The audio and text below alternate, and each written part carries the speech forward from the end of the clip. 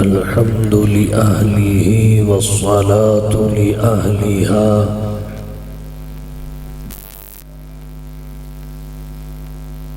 أما بعد فأعوذ بالله من الشيطان الرجيم بسم الله الرحمن الرحيم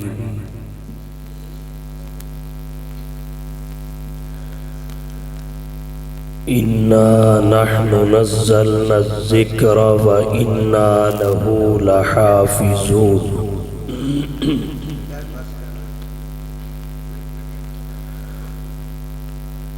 وقال الله تعالى في مقام آخر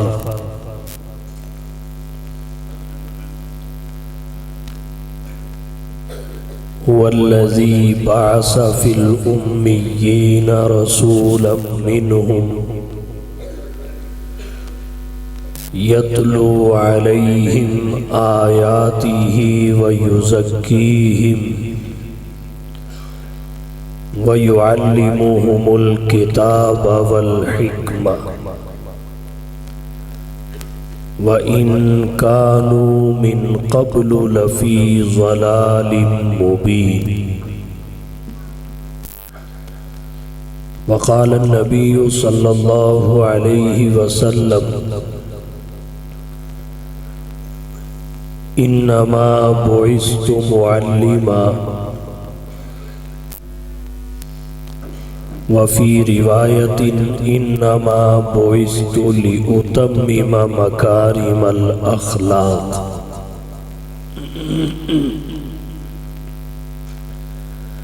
سبحان ربك رب العزة عما يصفون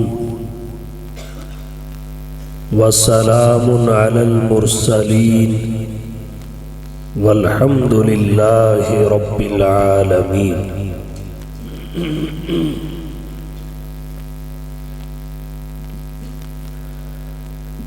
واجب الاحترام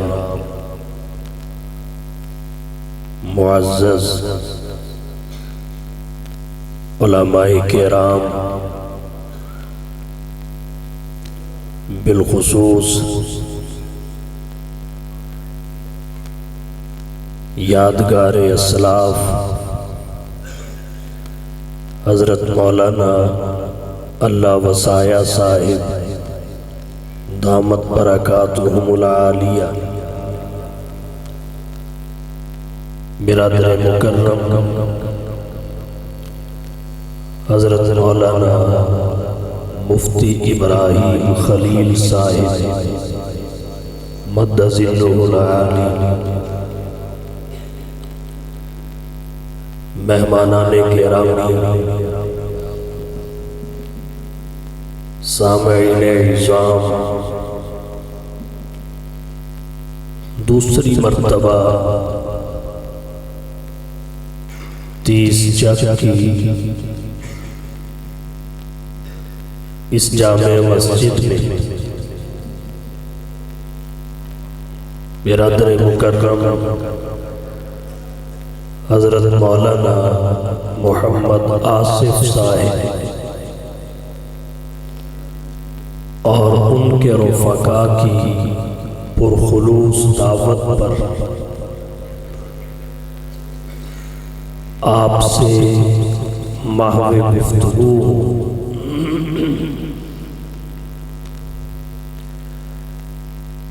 چھ طلباء کرام کے حفظ قرآن کریم کی تکمیل کے موقع پر یہ بزم سجی ہے۔ اللہ تعالیٰ طلباء کرام، ان کے اساتذہ اعزام، والدین مکرمین اور جملہ معاونین و منتظمین کے لیے ان طلباء کرام کے تکمیل حفظ کو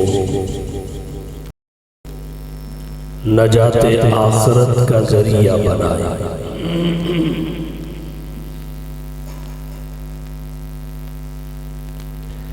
کیونکہ طلباء کرام کے حفظ میں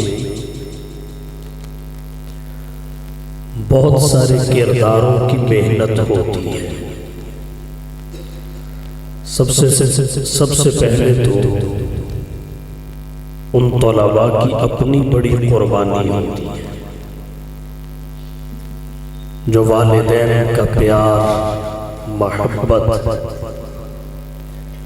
بہن بھائیوں کی رفاقت، دوست احباب کا ساتھ قربان کرتے ہیں، مدرسہ کو اپنا گھر سمجھتے ہیں، طلباء کو اپنے بھائی سمجھتے ہیں، اساتذہ کو اپنے والدین سمجھتے ہیں۔ والدین کی بھی بڑی قربانی ہوتی ہے۔ اگر انہی بچوں کو دنیاوی کاموں میں مصروف کریں، ان کا ہاتھ بٹاتے ہیں، کما کے لاتے ہیں، لیکن وہ دنیاوی مفادات کو آخرت کی نجات پر ترجیح دیتے ہیں۔ اساتذہ کرام کی بھی بڑی قربانی ہوتی ہے، جو اپنے بچوں کا سا پیار دیتے ہیں، اپنے بچوں کو وقت کم دیتے ہیں، مستقبل کے ان معماروں کی تعلیم و توجہ پہ زیادہ وقت صرف کرتے ہیں۔ معاونین و منتظمین بھی اپنا مال نچھاور کر کے مال کے معاملہ میں لوگ بڑے حساس ہوتے ہیں، مال سے کس کو محبت نہیں، مگر ان بچوں پہ خرچ کر کے آخرت کی کامیابی کی امید لگانا یہ بھی معمولی قربانی نہیں ہے۔ اللہ تعالیٰ سب کی قربانی کو شرف قبولیت بخشے۔ عزیز بھائیوں، اللہ نے انسانیت کی رشد و ہدایت، فوز و فلاح، عروج و ارتقاء، رہبری و رہنمائی اور ہدایت و تربیت کے لیے دو نعمتیں عطا فرمائی، اور یہی سب سے بڑی نعمت ہے۔ ایک قرآن کی دولت ہے جو نور ہے، ہدایت ہے، موعظت اور نصیحت ہے، رحمت اور شفا ہے، اللہ کا کلام ہے، زندگی کا نصاب ہے۔ اور دوسری نعمت و دولت صاحب قرآن کی ہے، جو قرآن کریم کے سب سے پہلے معلم اور مفسر ہے، دائی اور مبلغ ہے، اسوہ اور عملی نمونہ ہے۔ اور ان دونوں میں اتنا مضبوط اور طاقتور تعلق ہے جو کبھی بھی کمزور نہیں ہو سکتا۔ کیسے کمزور ہو سکتا ہے؟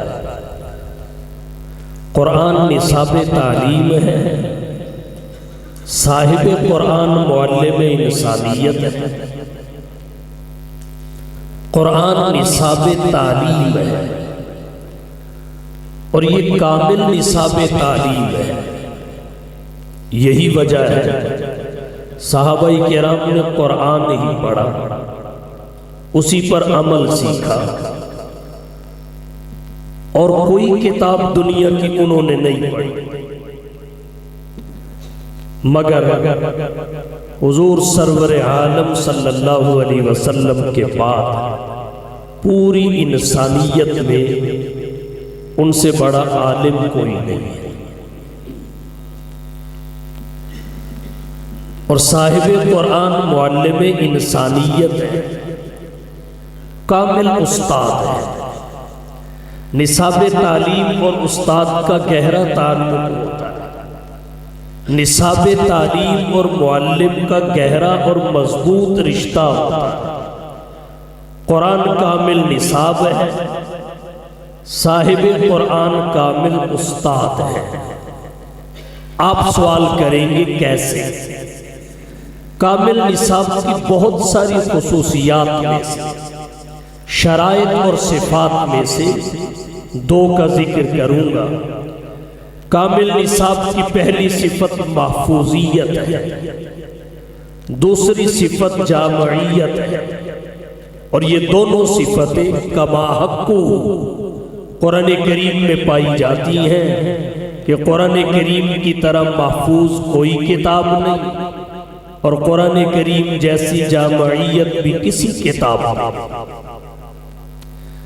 قرآن کریم محفوظ ہے چونکہ اس کی حفاظت کا ذمہ اللہ نے لیا ہے۔ باقی کتابیں غیر محفوظ ہیں چونکہ ان کی حفاظت کا ذمہ لوگوں کو دیا گیا۔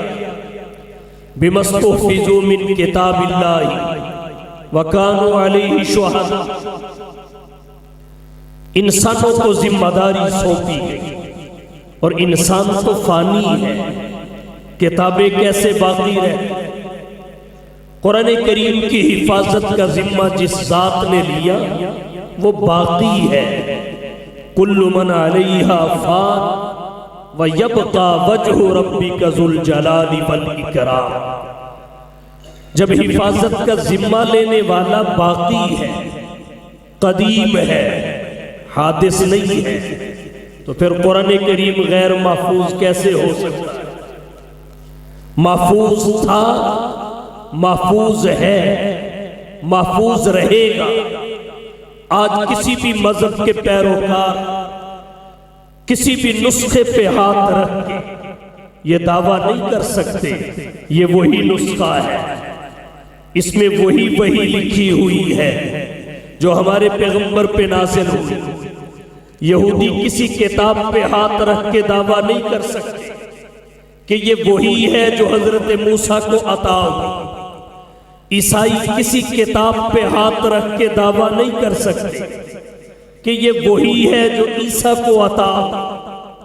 صابی کسی کتاب پہ ہاتھ رکھ کے یہ بات نہیں کہہ سکتے کہ یہی وہ کتاب ہے جو حضرت داؤد علیہ السلام کو ملی ہے۔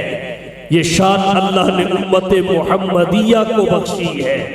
یہ قرآن کریم کے کسی بھی نسخہ پہ ہاتھ رکھ کے دعویٰ کر سکتے ہیں یہ وہی کتاب اور وہی ہے جو 1400 سال قبل حضور رحمت عالم کے قلب اطہر پہ نازل ہوئی۔ چونکہ اس کی حفاظت کا ذمہ اللہ نے لیا ہے، آئے کوئی عیسائی بائبل پہ ہاتھ رکھ کے یہ دعویٰ کرے، کسی کو جرأت نہیں ہوگی، کیسے ہو سکتی ہے؟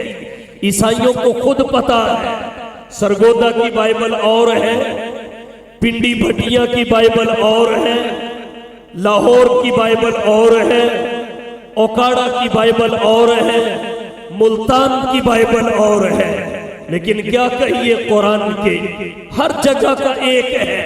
قرآن مشرق کا بھی وہی، مغرب کا بھی وہی، شمال کا بھی وہی، جنوب کا بھی وہی، عرب کا بھی وہی، عجم کا بھی وہی، فرش کا بھی وہی، عرش کا بھی۔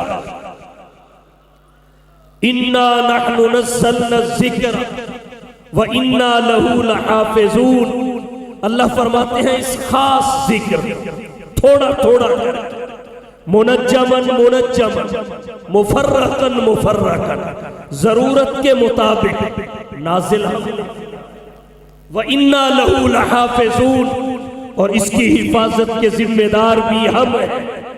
حفاظت کا ذمہ اللہ نے لیا ہے، ذریعہ انسانوں کو بنایا ہے، اور اس وجہ سے انسانوں کو ذریعہ نہیں بنایا کہ اللہ کو حفاظت قرآن کے سلسلہ میں انسانوں کے تعاون کی ضرورت تھی، ہرگز نہیں، بلکہ اللہ انہیں نوازنا چاہتے تھے، اللہ انہیں بلند کرنا چاہتے تھے، اللہ ان پہ اپنی رحمت کی بارش برسانا چاہتے تھے، اس لیے ذریعے کے طور پہ قبول کیا۔ پھر حفاظ کرام نے قرآن کے الفاظ اور آیات کی حفاظت کی، قرائے کرام نے قراتوں اور لہجات کی حفاظت کی، علماء کرام نے معانی کی حفاظت کی، مفسرین کرام نے تفسیر اور تشریح کی حفاظت کی، محدثین کرام نے قرآن کریم کی تشریح اور قرآن کے معنی کی وضاحت کی حفاظت کی، مجتہدین اور فقہا نے قرآن کریم سے ثابت شدہ مسائل کی حفاظت کی۔ اللہ نے قرآن کی حفاظت کا ذمہ لیا، اور اس حفاظت سے حفاظت کاملہ مراد ہے، اور حفاظت کاملہ وہ ہوتی ہے جس میں لفظ کی بھی حفاظت ہو، معنی کی بھی، جیسے پہلے چل رہا تھا ویسے۔ حفاظت کاملہ اسے کہتے ہیں جس میں الفاظ کی بھی حفاظت ہو، معنی کی بھی حفاظت ہو۔ تو قرآن کریم ہر لحاظ سے محفوظ ہے۔ کامل نصاب اسے کہتے ہیں جو مکمل محفوظ ہو۔ قرآن کریم مکمل محفوظ ہے، ایک شوشہ بھی اس کا آج تک کوئی تبدیل نہیں کر سکا۔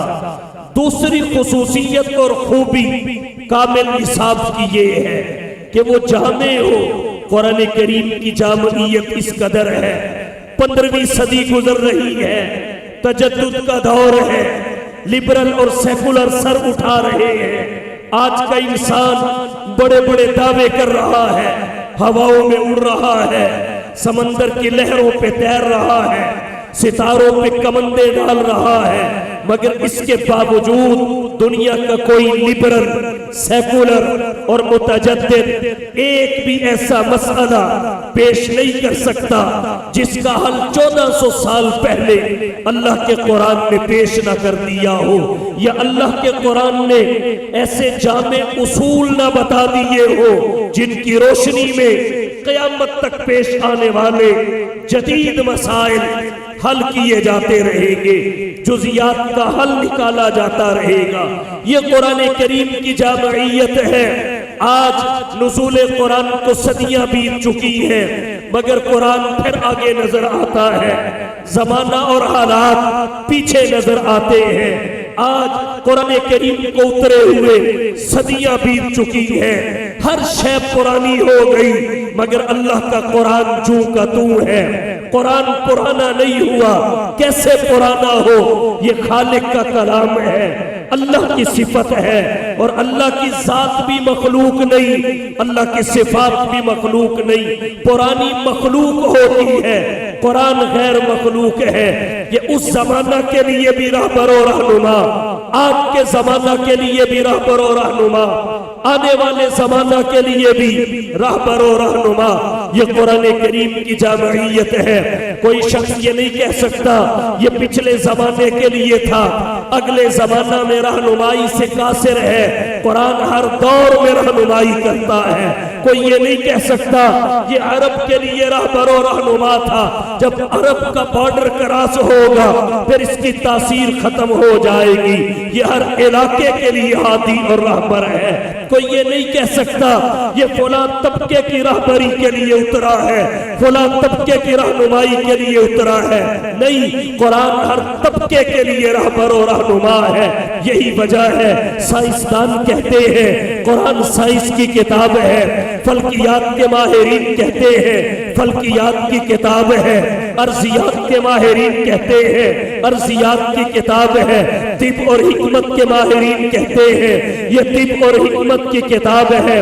ہر ایک اس کا موضوع مقرر کرتے ہوئے اپنے فن کی طرف کھینچتا ہے۔ حقیقت کیا ہے؟ حقیقت یہ ہے قرآن ہدایت کی کتاب ہے، لیکن ہدایت کا انتظام تمام طبقات کے لیے اللہ نے قرآن میں کر دیا۔ جب سائنسدانوں نے سائنسی ذوق سے قرآن کو پڑھا، انہیں یہ سائنس کی کتاب نظر آئی۔ وَالسَّمَاءِ ذَاتِ الْبُرُوجِ وَالْيَوْمِ الْمَوْعُودِ۔ جب جغرافیہ کے ماہرین نے قرآن کریم کو جغرافیہ کی اینک لگا کے پڑھا، انہیں جغرافیہ اور ارضیات اس کا موضوع نظر آیا۔ الغرض جو جس نقطہ نظر سے پڑھتا گیا اسے قرآن کریم وضاحت کرتا گیا، جبکہ حقیقت یہ ہے قرآن ہدایت کی کتاب ہے۔ قرآن چاہتا ہے سائنسدان بھی ہدایت سے محروم نہ رہے، فلکیات کے ماہرین بھی محروم نہ رہے، ارضیات کے ماہرین بھی محروم نہ رہے، طب اور حکمت کے ماہرین بھی محروم نہ رہے، حکمران بھی محروم نہ رہے، عوام بھی محروم نہ رہے، مومنین ہدایت اور تقوی میں ترقی کرتے جائیں، کفار بھی محروم نہ رہے۔ یہ قرآن کریم کی جامعیت ہے کہ ماضی کے واقعات بھی بتاتا ہے، حال کی رہنمائی بھی کرتا ہے، مستقبل کی خبریں بھی دیتا ہے۔ یہ قرآن کی جامعیت ہے، اعتقادات کا باب کھول کے بتاتا ہے، عبادات میں احکام الہی کو ذکر کرتا ہے، معاملات کا عنوان کھولتا ہے، معیشت اور معاشرت کا پتہ دیتا ہے، طرز سیاست اور اصول تجارت بھی اسی کی روشنی میں سمجھے جاتے ہیں۔ یہ قرآن کریم کی جامعیت ہے، اس میں روح کی پاکیزگی کا انتظام بھی ہے، بدن کی صحت کا انتظام بھی ہے۔ یہ قرآن کریم ہی ہے جس کی جامعیت اس قدر ہے کہ قرآن کریم ہر مسئلہ کے بارے میں آگاہی مہیا کرتا ہے، یا براہ راست یا ایسے اصولوں کے ذریعے کہ جو جامع اصول فقط قرآن میں ہیں اور کہیں نہیں۔ قرآن کامل نصاب ہے، اور کامل نصاب اسے کہتے ہیں جس کی دو خوبیاں واضح طور پہ محسوس کی جائے۔ Number 1 محفوظیت، number 2 جامعیت۔ قرآن کریم محفوظ تھا، محفوظ ہے، محفوظ رہے گا۔ پہلی کتابیں ناپید ہو گئی، قرآن کا سکہ آج بھی چل رہا، ہمیشہ چلتا رہے گا۔ پہلی کتابیں اپنا وجود برقرار نہ رہ سکی، قرآن کی جامعیت آج بھی راج کر رہی ہے، قرآن کی جامعیت آج بھی راج کر رہی ہے۔ قرآن کامل نصاب ہے، صاحب قرآن کامل استاد ہے۔ کامل استاد کسے کہتے ہیں؟ جس میں 4 بڑی خوبیاں پائی جائیں، 4 بڑی صفات پائی جائیں۔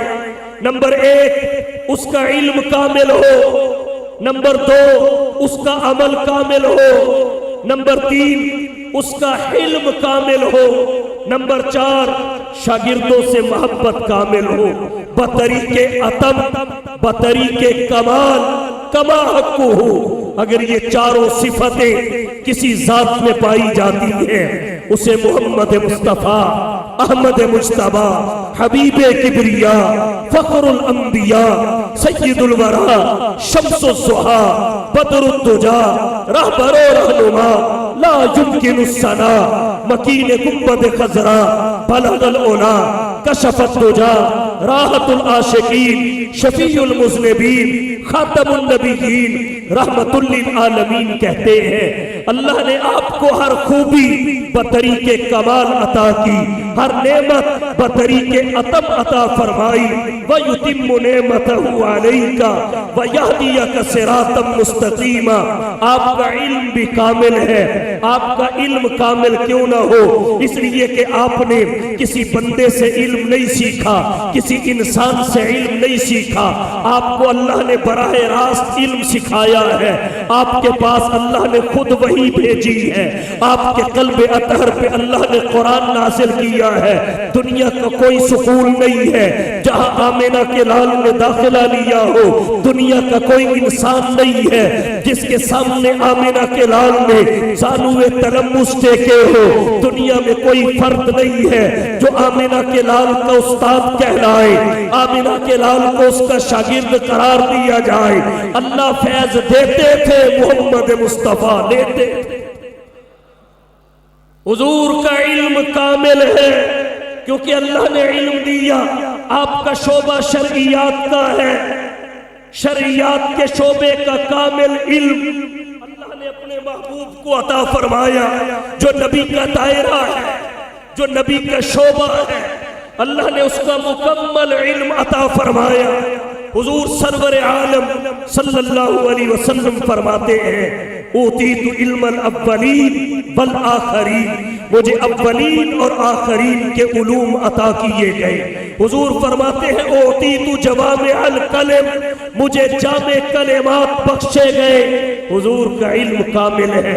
مشرکین مکہ نے کہا یا ایھا الذی نزل علیہ الذکر انک لمجنون، کہ آپ تو مجنون ہیں۔ اللہ نے قرآن میں جواب دیا، فرمایا نون والقلم وما یسطرون ما انت بنعمت ربک بمجنون، قلم کی قسم ہے اور قلم کے لکھے ہوئے کی قسم ہے، ما انت بنعمت ربک بمجنون، آپ اپنی رب کی نعمت کے معاملہ میں مجنون نہیں ہے، نعمت الہی کے معاملہ میں مجنون نہیں ہے۔ اللہ نے یہ بات کہنا تھی ما انت بنعمت ربک بمجنون، اس سے پہلے پروردگار نے قلم کی اور قلم کے لکھے ہوئے کی قسم کھائی، والقلم وما یسطرون۔ اہل علم نے حکمت لکھی ہے کہ قلم کی خوبی یہ ہے کہ قلم دوات سے سیاہی لیتی ہے، صفحے کو دیتی ہے،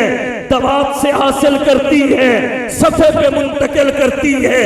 یہ قسم کھانے کے بعد اللہ قرآن میں کہتے ہیں ما انت بنعمت ربک بمجنون۔ اب اس کا پہلی آیت سے ربط کیا ہے کہ قلم دوات سے سیاہی لے رہی ہے، صفحے کو دے رہی ہے، دوات سے اٹھا رہی ہے، صفحے پہ منتقل کر رہی ہے۔ جو صفحے پہ آ رہا ہے وہ قلم کے ذریعے آ رہا ہے، دوات سے آ رہا ہے۔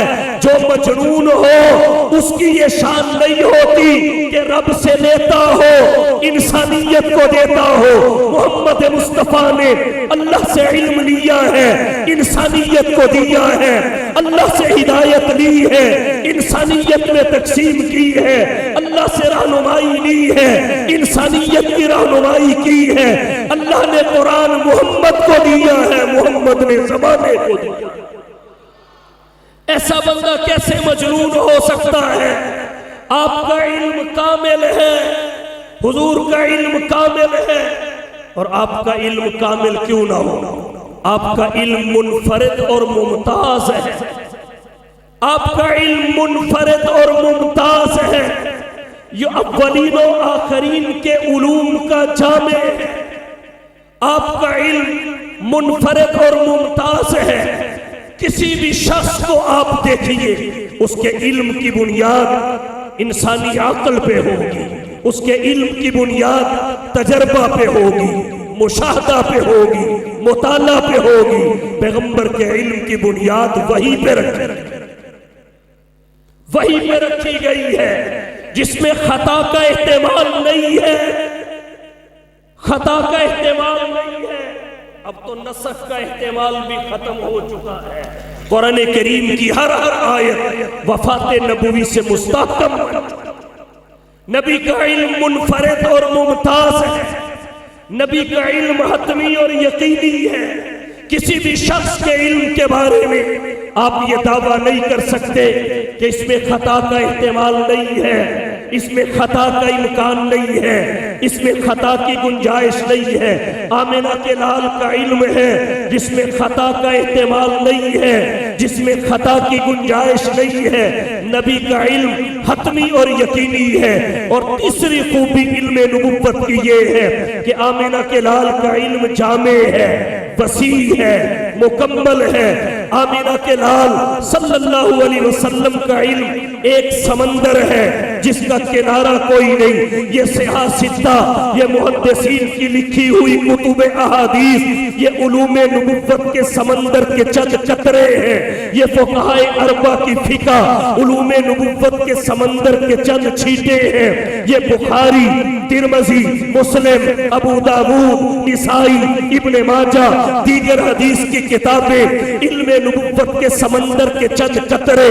یہ فقہائے اربعہ کی فقہ، سید الفقہاء، امام الائمہ، سراج الامہ، تلمیذ الصحابہ، امام سواد اعظم حضرت امام اعظم ابو حنیفہ رحمت اللہ علیہ کی فقہ، امام مالک کی فقہ، امام شافعی کی فقہ، احمد بن حنبل کی فقہ، یہ علم نبوت کے سمندر کے چند قطرے ہیں۔ مفسرین کی کتب تفاسیر، محدثین کی کتب احادیث، ائمہ سیر کی لکھی ہوئی کتاب سیرت، یہ علوم نبوت کے سمندر کے چند چھینٹے اور قطرے ہیں۔ نبی کا علم کامل ہے۔ کہنے والے نے کہا جو فلسفیوں سے کھل نہ سکا، جو فلسفیوں سے کھل نہ سکا اور نکتہ واروں سے حل نہ ہوا، وہ راز کملی والے نے بتلا دیا چند اشاروں میں۔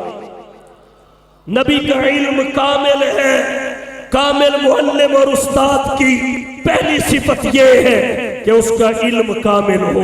حضور کا علم کامل ہے، آپ کا عمل بھی کامل ہے، آپ کا عمل بھی کامل ہے۔ عمل بالقرآن آپ کی جبلت تھا، عمل بالقرآن آپ کی طبیعت تھا، عمل بالقرآن آپ کی فطرت تھا۔ آپ کے عمل میں اللہ نے پاکیزگی رکھی تھی، ظاہری پاکیزگی بھی تھی، آپ کے عمل میں باطنی پاکیزگی بھی تھی۔ نمبر 2، حضور سرور عالم کا عمل فقط ایسا نہیں تھا جو آپ کی ذات تک محدود ہو، بلکہ آپ کا ہر عمل امت کی ہدایت کا ذریعہ، امت کی تربیت کا ذریعہ، رہبری کا ذریعہ، رہنمائی کا ذریعہ ہے۔ لقد ارسلنا وما ارسلنا من رسول الا لیطاع باذن اللہ لقد کان لکم فی رسول اللہ اسوۃ حسنہ۔ حضور فقط داعی کی حیثیت سے نہیں آئے، فقط مبلغ کی حیثیت سے نہیں آئے، اگرچہ آپ داعی اعظم بھی ہیں، مبلغ اعظم بھی ہیں، مصلح اعظم بھی ہیں، مجاہد اعظم بھی ہے، مگر آپ کی ایک حیثیت اسوہ اور نمونہ کی ہے۔ تو نبی کے اعمال نبی کی ذات تک محدود نہیں ہے، بلکہ ان میں پوری امت کی رہبری کا انتظام ہے۔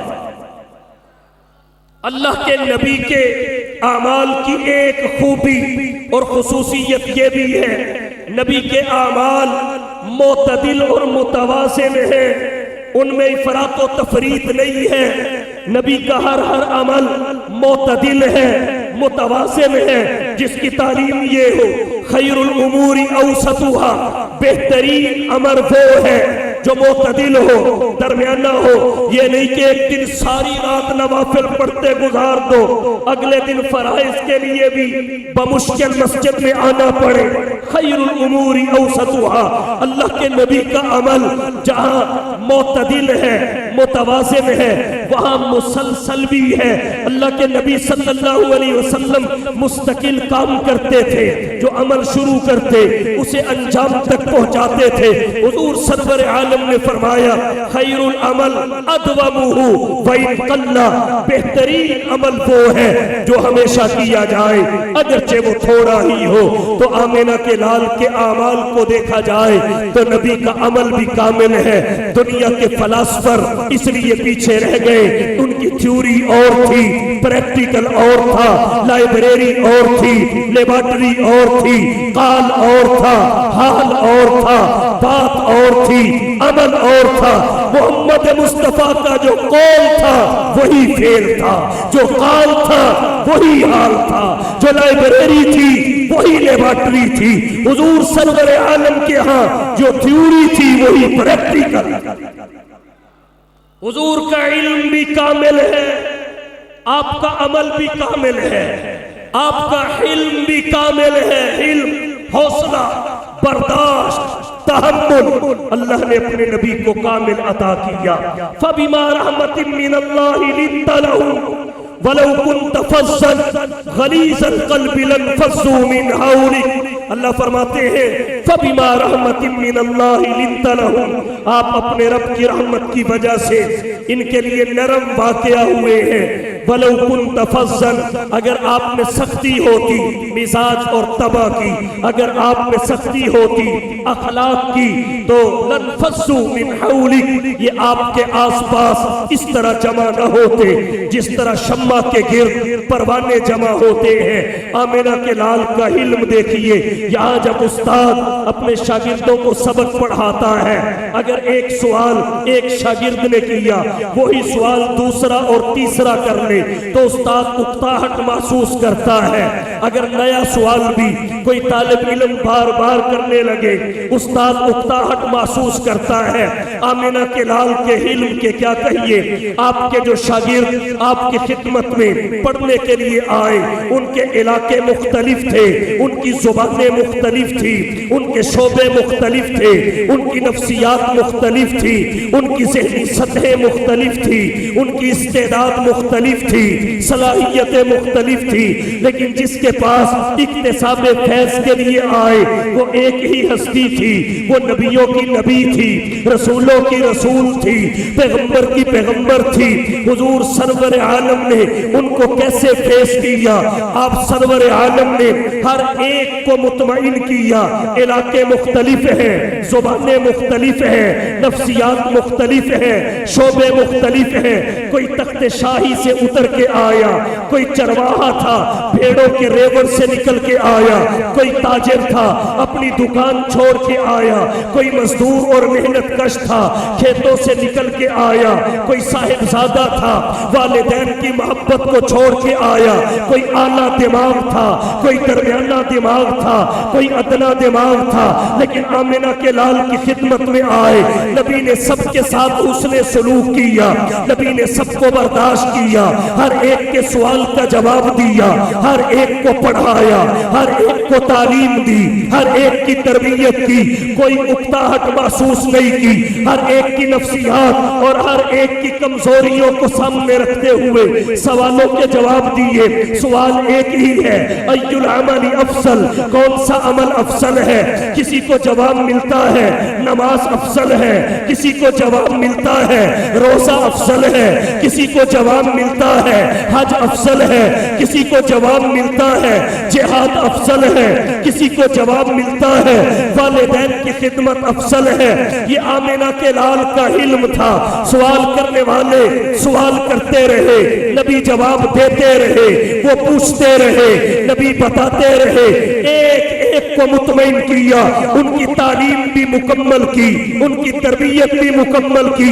اور یہی وہ طبقہ تھا جو نبی سے تعلیم اور تربیت کا فیض لے کے نکلا تو اللہ نے ان کے لیے اعلان کیا تمہارے ایمان کا معیار بھی انہی کا ایمان ہے، تمہارے عمل کا معیار بھی انہی کا عمل ہے.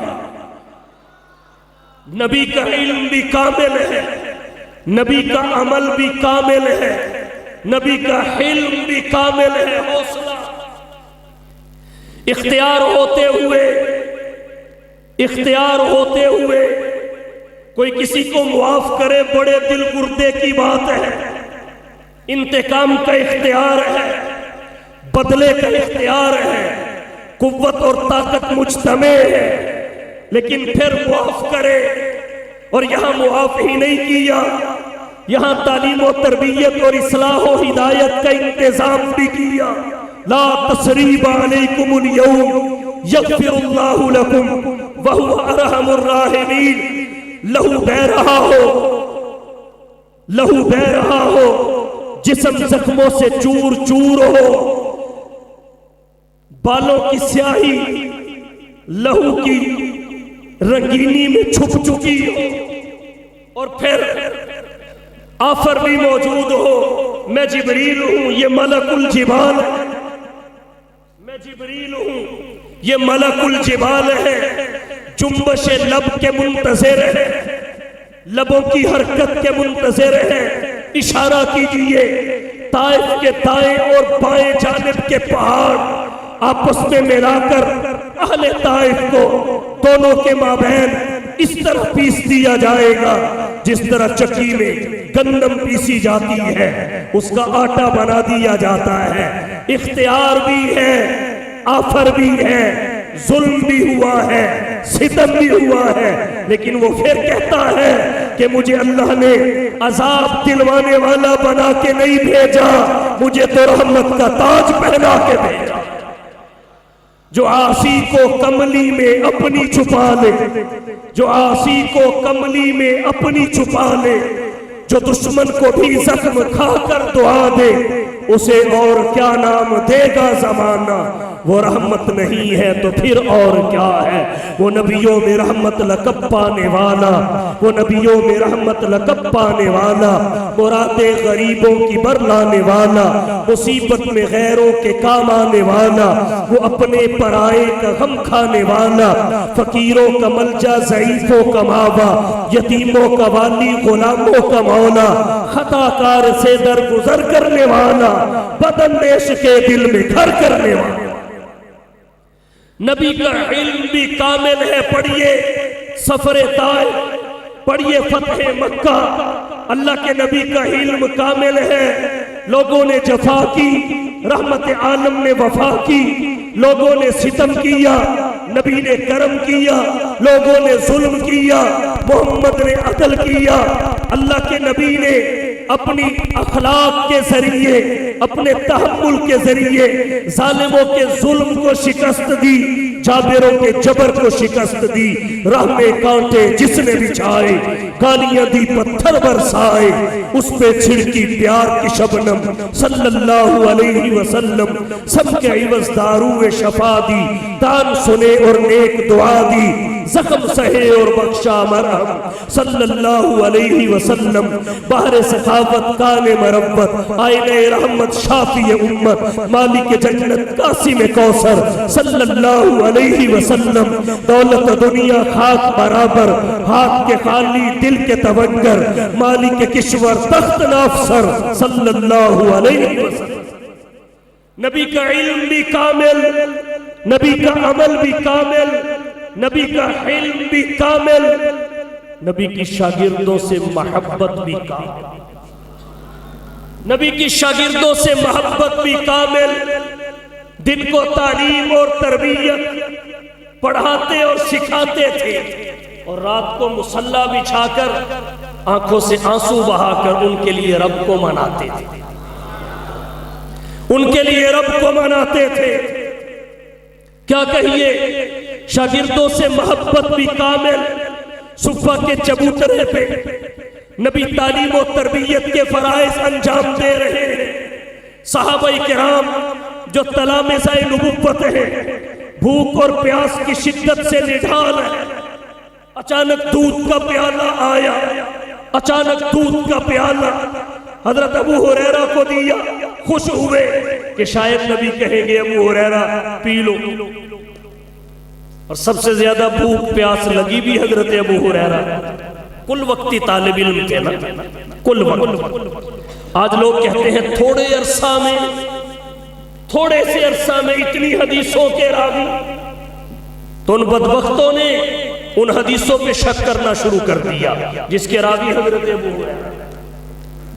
یہاں 4 سال میں قرآن حفظ کرنے والے بھی موجود ہیں، اور یہاں 3 مہینے میں حفظ کرنے والے بھی موجود ہیں، تو کیا ان کے حفظ قرآن پہ شک کرنا شروع کر دیں؟ مولانا فرما رہے ہیں میں نے 4 سال میں کی، 4 سال میں۔ اور اگر میں آپ کو بتاؤں، علامہ علی شیر حیدری رحمت اللہ علیہ نے گجرانوالہ کی جیل میں 3 مہینے 17 دن میں قرآن حفظ کیا۔ مولانا مسعود اظہر نے انڈیا کی جیل میں 1 مہینے میں قرآن حفظ کیا۔ بانی دارالعلوم دیوبند، حجت الاسلام والمسلمین، قاسم العلوم والخیرات، منبع فیوز و برکات، صاحب آب حیات حضرت مولانا محمد قاسم نانوتوی رحمت اللہ علیہ نے سفر حج میں فقط 1 مہینے میں قرآن حفظ کیا۔ اور کہتا ہوں مولانا فقیر محمد جہلوی نے اپنی کتاب حدائق الحنفیہ میں لکھا ہے، سید الفقہا، امام الائمہ، سراج الامہ، تلمیذ الصحابہ، امام سواد اعظم حضرت امام اعظم ابو حنیفہ رحمت اللہ علیہ کے علوم کے وارث و امیر حضرت امام محمد رحمت اللہ علیہ نے 1 ہفتے میں قرآن حفظ کیا۔ امام ذہبی رحمت اللہ علیہ نے تذکرۃ الحفاظ میں لکھا ہے، ابو المنذر ہشام بن محمد کلبی نے 1 ہفتہ بھی نہیں، امام محمد نے 1 ہفتے میں کیا، یہاں 1 ہفتہ بھی نہیں، پورے 3 دنوں میں اللہ کا پورا 30 پارے کا قرآن اپنی یاداشت کی لوح محفوظ پہ رقم کر۔ ذہن مختلف ہے، صلاحیتیں مختلف ہیں، جذبات اور محنتیں مختلف ہیں۔ کیا شک کرو گے؟ کچھ کل وقتی تھے، کچھ جز وقتی تھے۔ اب ایک بندہ مدرسہ میں آتا ہے، پڑھ کے چلا جاتا ہے، 4 گھنٹے دیتا ہے، اور دوسرا 24 گھنٹے مدرسہ میں رہتا ہے کہ کس وقت استاد کی زبان سے کوئی جملہ نکلے میں محفوظ کر لوں۔ تو ابو ہریرہ ان طلباء میں سے تھے، ان طلباء میں سے تھے، اور ایسے اور بھی تھے، لیکن ابو ہریرہ کا ثانی کوئی نہیں۔ غالباً زاد الطالبین میں ایک روایت ہے، 2 بھائی تھے، ایک طالب علم تھا مدرسہ صفہ کا، اور دوسرا کاشتکار تھا، کاروباری تھا۔ اللہ کے نبی کی خدمت میں آیا، دونوں بھائی تھے۔ اب یہ کاروباری آ کے کہنے لگا، حضور انہوں بھی کچھ سمجھاؤ، کام کاج کریا کرے، مجھ اکیلے پہ سارا بوجھ ہے، مجھ اکیلے پہ سارا بوجھ ہے، انہوں بھی کہو ویلے نو کچھ کریا کرے۔ شکوہ اور شکایت۔ حضور نے فرمایا کان کھول کے سن، کان کھول کے سن، لعلک ترزق بھی، تجھے پتہ نہیں شاید تجھے بھی رزق اسی کی وجہ سے مل رہا، لعلک ترزق بھی، شاید تجھے بھی رزق اسی کی وجہ سے دیے جا رہا ہے، اسی کے سبب اور وسیلے سے مل رہا ہے۔ ان طالب علموں کی بڑی برکت ہے، بڑی برکت ہے، بڑی برکت ہے۔ جب تک یہ طالب علم نہیں نہ بنتے والدین پریشان ہوتے ہیں، یار مدرسے دے پہ چھڑے نے کھان گے کہ ہم کہتے ہیں حافظ بناؤ، کہتے ہیں حافظ بن گیا تو کھائے گا کہ، اور جب پھر وہ حافظ بن کے کھاتا ہے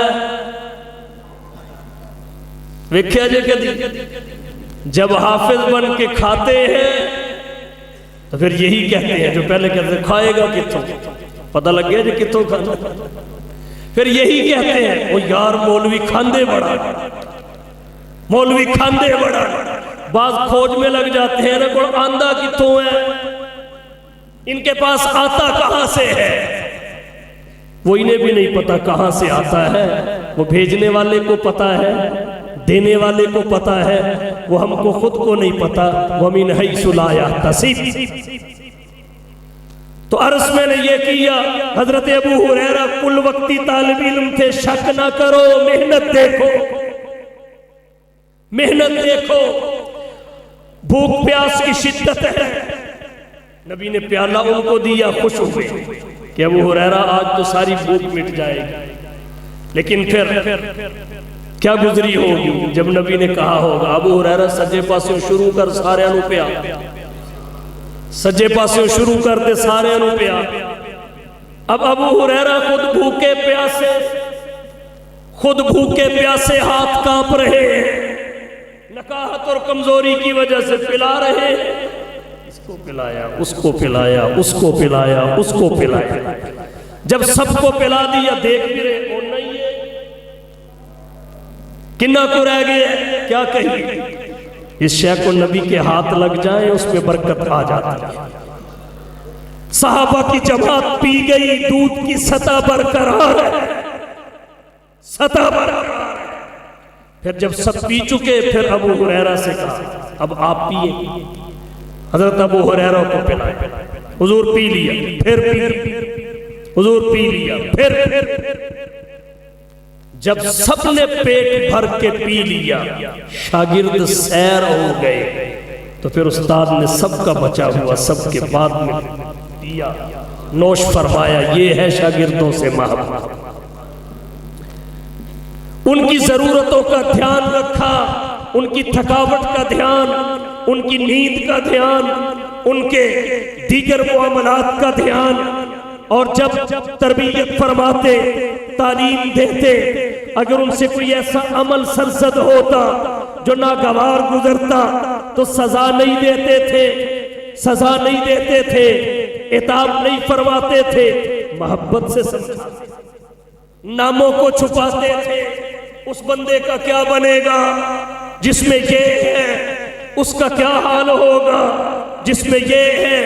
یہ شاگردوں سے محبت ہے، خیمہ لگا ہوا ہے، سر سجدے میں ہے، داڑھی آنسوؤں سے تر ہے، زبان سے الفاظ جاری ہے، اللہم ان تہلک ہذہ العصابہ، اللہم ان تہلک ہذہ العصابہ لن تعبد فی الارض ابدا۔ مولا معلم انسانیت کی، استاد کامل کی یہ پوری زندگی کی محنت ہے، یہ میرے شاگرد میری محنت ہے، میری پونجی ہے، میری کمائی ہے۔ مولا یہ بچ گئے تو سب کچھ بچ گیا، یہ نہ بچے تو کچھ نہ بچا۔ شاگردوں سے محبت بھی کامل ہے۔ شاگردوں کے لیے کبھی فرماتے ہیں اصحابی کالنجوم فبأیہم اقتدیتم اہتدیتم، کبھی کہتے ہیں اللہ فی اصحابی لا تتخذوہم غرضا بعدی فمن احبہم فبحبی احبہم ومن ابغضہم فببغضی ابغضہم۔ لوگوں سن لو، ان سے محبت مجھ سے محبت ہے اور ان کا بغض میرا بغض ہے۔ کبھی فرماتے ہیں لا تسبوا اصحابی، میرے صحابہ کو شاگردوں کو برا بھلا نہیں کہنا۔ لو ان احدکم انفق مثل احد ذهبا ما بلغ مد احدہم ولا نصیفہ۔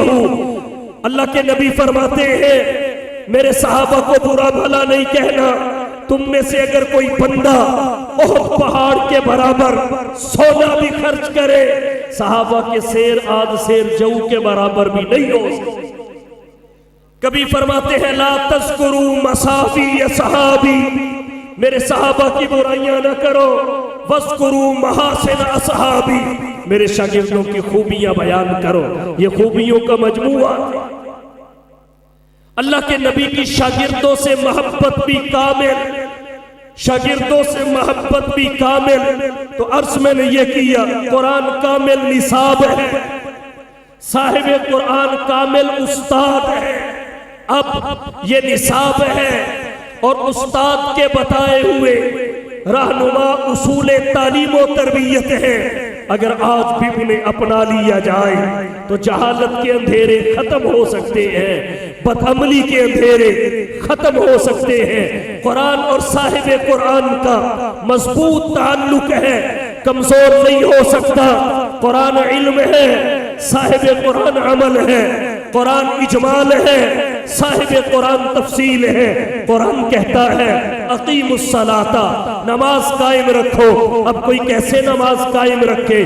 قرآن میں اللہ نے حکم تو دیا اقیم الصلاۃ، نماز کو قائم رکھو، لیکن یہ قرآن نہیں بتاتا کہ فجر کی اتنی رکعتیں ہیں، ظہر کی اتنی ہے، عصر کی اتنی ہے، مغرب کی اتنی ہے، عشاء کی اتنی ہے۔ قرآن خاموش ہے۔ تکبیر تحریمہ کہتے وقت ہاتھوں کو کہاں تک اٹھانا ہے؟ قرآن خاموش ہے۔ تحریمہ کے بعد باندھنا کہاں پہ ہے؟ قرآن خاموش ہے۔ قرات کے مسائل کیا ہے؟ قیام کا طریقہ کیا ہے؟ رکوع کا طریقہ اور تسبیحات کیا ہے؟ سجدے کا طریقہ اور تسبیحات کیا ہے؟ قعدے کا طریقہ کیا ہے؟ سجدہ صاحب کے مسائل کیا ہے؟ قرآن نہیں بتاتا، صاحب قرآن سمجھاتا۔ اپنے قول کے ذریعے، اپنے عمل کے ذریعے قرآن کہتا ہے آتوا الزکاۃ، زکوٰۃ ادا کرو۔ اب حکم تو قرآن نے دیا، مگر قرآن میں یہ تفصیل نہیں ہے کہ اونٹوں کا نصاب کتنا ہے۔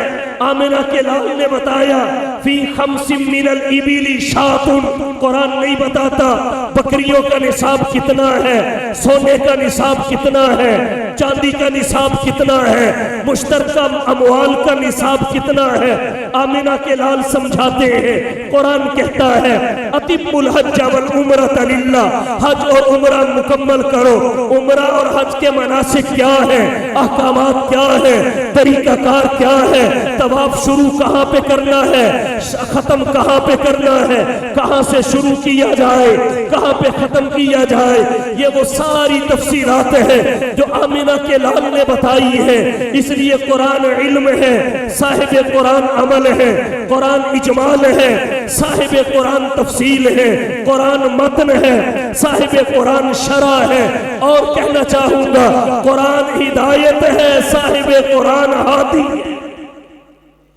قرآن ہدایت ہے، صاحب قرآن ہادی ہے، گہرا تعلق ہے۔ آئیے قرآن اور صاحب قرآن سے تعلق مضبوط کریں، یہ قرآن کریم کا حفظ قرآن اور صاحب قرآن سے جڑنے کا ذریعہ، یہ قرآن کریم کا حفظ قرآن اور صاحب قرآن سے جوڑ کا راستہ ہے۔ ہمارا آج کا لبرل کہتا ہے، ہمارا آج کا تجدد پسند کہتا ہے، ہمارا آج کا سیکولر کہتا ہے، ان بچوں کو قرآن حفظ کرانا یہ الفاظ رٹوانا ہے، یہ جبر ہے، یہ مرعوبیت ہے، یہ خوف کی علامت ہے، یہ ذہنی نشو و نما میں رکاوٹ پیدا کرنا ہے۔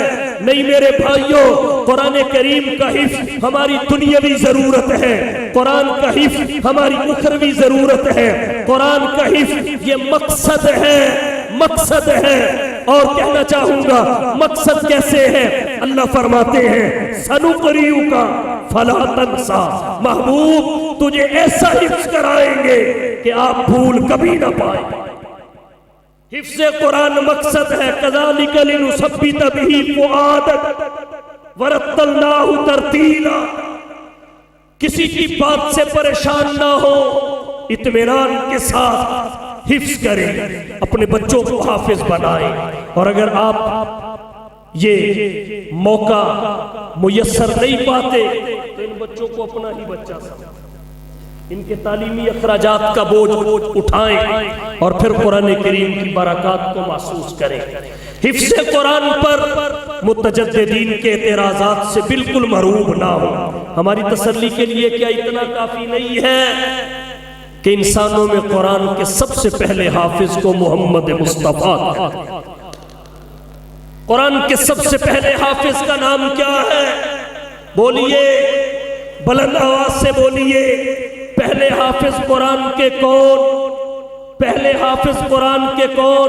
جناب محمد مصطفیٰ۔ اور کہنا چاہوں گا کتنی انوکھی بات ہے کہ فرشتوں کا سردار بھی قرآن کا حافظ، نبیوں کا سردار بھی قرآن کا حافظ، فرشتوں کے سردار بھی قرآن کے حافظ، نبیوں کے سردار بھی قرآن کے حافظ۔ دلیل کیا ہے؟ روایات میں آتا ہے ہر رمضان کو جبریل آسمانوں سے اترتے تھے اور محبوب رب جلیل سے قرآن کا دور کرتے تھے، روح الامین اترتے تھے، رحمت للعالمین سے جتنا اترا ہوتا اس کا دور کرتے، اور جو آخری رمضان نبی نے دنیا میں گزارا اس میں ایک مرتبہ نہیں، دونوں نے 2 مرتبہ دور کیا، ایک دوسرے کو 2 مرتبہ سنا اور سنایا۔ تو فرشتوں کا سردار بھی قرآن کا حافظ، نبیوں کا سردار بھی قرآن کا۔ اور پھر قرآن کریم کی حفاظت کتابت کی صورت میں بعد میں ہوئی، اس کی حفاظت کا آغاز حفظ سے ہوا ہے، سینوں سے ہوا، حفظ سے ہوا ہے۔ جب پہلی وحی آئی جبریل نے عرض کیا اقرأ بسم ربک الذی خلق، حضور نے فرمایا ما انا بقاری، میں قاری کوئی نہیں، ما انا بقاری، میں قاری کوئی نہیں۔ تو جبریل نے کوئی ورقہ آگے رکھ کے نبی کو نہیں پڑھایا، جبریل پڑھانے نہیں آتا تھا، پہنچانے آتا تھا، منتقل کرنے آتا تھا۔ امام بخاری شریف جلد اول باب کیف کان بدء الوحی میں لکھتے ہیں، حضور فرماتے ہیں جبریل نے میرے سینے سے سینہ لگا کے 3 مرتبہ بھینچا، جب پھیلائی 3 مرتبہ بھینچا، فغطنی ثلاثا، شدت اس قدر تھی، خشیت علی نفسی، مجھے جان کا خطرہ پڑ گیا۔ جب چھوڑ کے کہا اقرأ بسم ربک الذی خلق، قرآن محمد کی زبان پہ جاری ہو گیا۔ پہلی وحی 5 آیتوں کی آئی، نبی پہلے سے غار میں تھے۔ توجہ ہے، بات کہہ دوں سمجھ لیں گے، نبی پہلے سے غار میں تھے، نبی وحی سے پہلے غار میں تھے۔ بخاری میں ہے حبب الیہ الخلا، حضور کو خلوت محبوب ہو گئی تھی۔ اعلان نبوت سے 6 مہینے پہلے حرا میں چلے جاتے تھے، جب ضرورت کا سامان ختم ہوتا آتے لے کے پھر چلے جاتے، پہلے سے غار میں تھے۔ قرآن سارا نہیں اترا، فقط 5 آیتیں، 5 آیتیں صاحب قرآن پہ آئی۔ پہلے سے غار میں تھے، قرآن آنے کی دیر تھی، سارا نہیں، 5 آیتیں غار سے مکے کے بازار میں آ گئے، غار سے مکے کے بازار میں آ گئے، خلوت سے جلوت میں آ گئے۔ پتہ چلا قرآن کی تاثیر یہ ہے، جس کے پاس یہ ہو وہ غار میں رہتا ہی نہیں ہے، جس کے پاس قرآن ہو وہ غار میں رہتا ہی نہیں ہے، پہلے سے ہو بھی تو باہر آ گئے۔ تو کیسے مان لیا جائے کہ 5 آیتیں آئیں تو نبی غار سے باہر میں آ جائیں اور کوئی سہارا لے کے باہر سے غار میں چلا جائے؟ اتر کر ہیرا سے سوئے قوم آیا، اتر کر ہیرا سے سوئے قوم آیا، اور ایک نسخہ کیمیا ساتھ لایا، وہ بجلی کا کڑکا تھا یا صوت ہادی، عرب کی زمین ساری جس میں۔ تو قرآن کریم سینے سے سینے میں منتقل ہوا۔ قرآن کریم کے 70 حافظ بیر معونہ میں شہید ہوئے، قرآن کریم کے 750 حافظ اور قاری یمامہ میں شہید ہوئے۔ تو کوئی کیسے کہہ سکتا ہے کہ قرآن کا حفظ بدعت ہے، جبر ہے، خوف ہے، مرعوبیت ہے؟ نہیں، محمد اور اصحاب محمد کی سنت ہے، نبی اور اصحاب نبی کی سنت ہے۔ یہ حفظ قرآن قرآن سے بھی جوڑتا ہے، صاحب قرآن سے بھی جوڑتا ہے، تعلق قرآن سے بھی مضبوط کرتا ہے، صاحب قرآن سے بھی مضبوط کرتا ہے۔ اگر آپ چاہتے ہیں قرآن اور صاحب قرآن سے تعلق مضبوط ہو، علماء کے ساتھ جڑ جائیے، مدارس کے معاون بن جائیے۔ اگر آپ چاہتے ہیں قرآن اور صاحب قرآن سے تعلق مضبوط ہو، صحابہ کی اتباع کیجئے۔ جب ان کا قرآن سے تعلق مضبوط ہوا، صاحب قرآن سے چلتے زمین پہ تھے، قدموں کی آہٹ جنت میں سنائی دیتی تھی۔ اور یہ تعلق کی مضبوطی کی برکت تھی کہ اللہ کی رضا کا اعلان دنیا میں ان سے کر دیا گیا، جنت کے وعدے دنیا میں ان سے کر لیے گئے، طہارت قلبی کا اعلان دنیا میں ان کے لیے کر دیا گیا۔ اور اللہ نے اپنا دین جو پوری امت کے لیے دنیا میں چھوڑا، وہ کسی درخت کے ساتھ باندھ کے نہیں چھوڑا، کسی تیر کے ساتھ لٹکا کے نہیں چھوڑا، وہ صحابہ کے سینوں میں سجا کے چھوڑا۔ اس لیے صحابہ کو کہا فَلْيُبَلِّغِ الشَّاهِدُ الْغَائِبَ، غائبین تک دین پہنچانا تم حاضرین کی ذمہ داری ہے، کیونکہ تم نے ہی نزول قرآن کے احوال کا مشاہدہ کیا ہے۔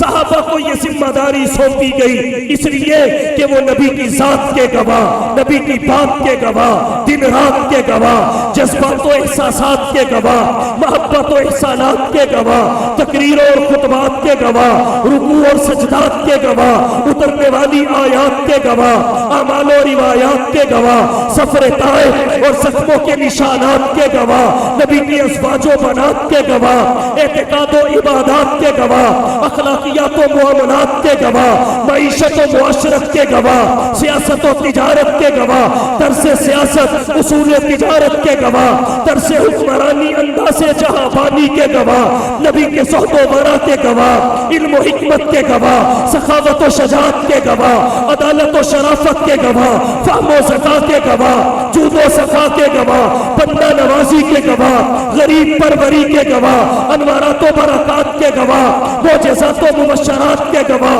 غزوات و فتوحات کے گواہ، جنت و خلوت کے گواہ، صورت و سیرت کے گواہ، سنت و شریعت کے گواہ، نبوت و رسالت اور پیغمبری کے گواہ، حلیہ چہرے انور کی حشاشت و بشاشت کے گواہ، فرحت و مسرت کے گواہ، وجاہت و ملاحت کے گواہ، لمعانیت نورانیت اور لطافت کے گواہ، صاف و شفاف بچپن کے گواہ، بیداغ جوانی کے گواہ، باکردار بڑھاپا کے گواہ، نبی کی غریبی و امیری کے گواہ، جوانی و پیری کے گواہ، گدائی و بادشاہی کے گواہ، مستی و پارسائی کے گواہ، رنج و راحت کے گواہ، حسن و مسرت کے گواہ، امن و جنگ کے گواہ، امید و ترنگ کے گواہ۔ یہ ہے تو سب کچھ ہے، یہ نہیں تو کچھ بھی نہیں، یہ محفوظ تو دین محفوظ، یہ مجروح تو دین مشکوک۔ اس لیے ہم کہتے ہیں لے شوق سے نام صحابہ کا، لے شوق سے نام صحابہ کا، کر چرچا عام صحابہ کا، کر طلب ہے تجھ کو جنت کی تو دامن تھام صحابہ کا۔ وآخر دعوانا ان الحمدللہ۔